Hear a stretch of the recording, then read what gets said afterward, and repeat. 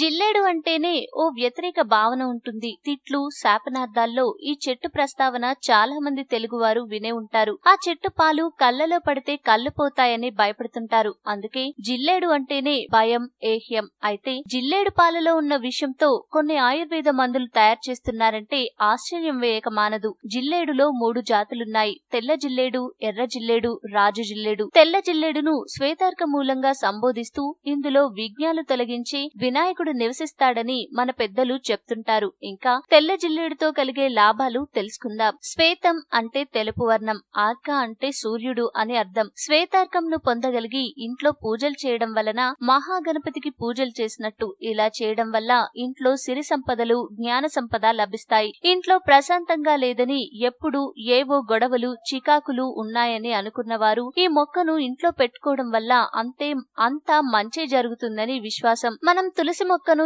ఎలా ఇంట్లో నాటుకుని పూజలు చేస్తామో అలాగే ఈ మొక్కను కూడా పెంచుకోవాలని శాస్త్రాలు చెప్తున్నాయి. జిల్లేడు మొక్కలు ఎక్కువగా ఉన్న ఊళ్ళలో పంటలు బాగా పండుతాయని, దరిద్రం తొలగిపోతుందని అనాదిగా నమ్మకం. చిన్నపిల్లలు, మహిళలు రాత్రి సమయంలో నిద్రపోతూ కలలు కంటుంటారు. అలాంటి వారు తెల్ల జిల్లేడు మొక్క వేరును తలగడ కింద పెట్టుకుని పడుకుంటే భయాలన్నీ మాయమవుతాయి. ఎవరైనా హాని తలపెట్టినా అలాంటివి దుష్ప్రభావం చూపకుండా వారి ప్రయోగాలే నశిస్తాయని పండితులు చెప్తున్నారు. జాతక దోషం ఉందని, గ్రహ దోషం ఉందని కొందరు అంటూ ఉంటారు. ఇటువంటి వారు శ్వేతార్క గణపతిని ఇంట్లో ఉంచి పూజిస్తే మంచిదని చెప్తున్నారు. శ్వేతార్క గణపతి ఇంట్లో ఉండడం అంటే తెల్ల జిల్లేడు మొక్క మన ఇంట్లో ఉండాలని అర్థం. మీకు కనుక శాస్త్రాలు, సాంప్రదాయ విషయాల్లో నమ్మకాలుంటే తెల్ల జిల్లేడు చెట్టును ఇంట్లో పెంచుకోండి.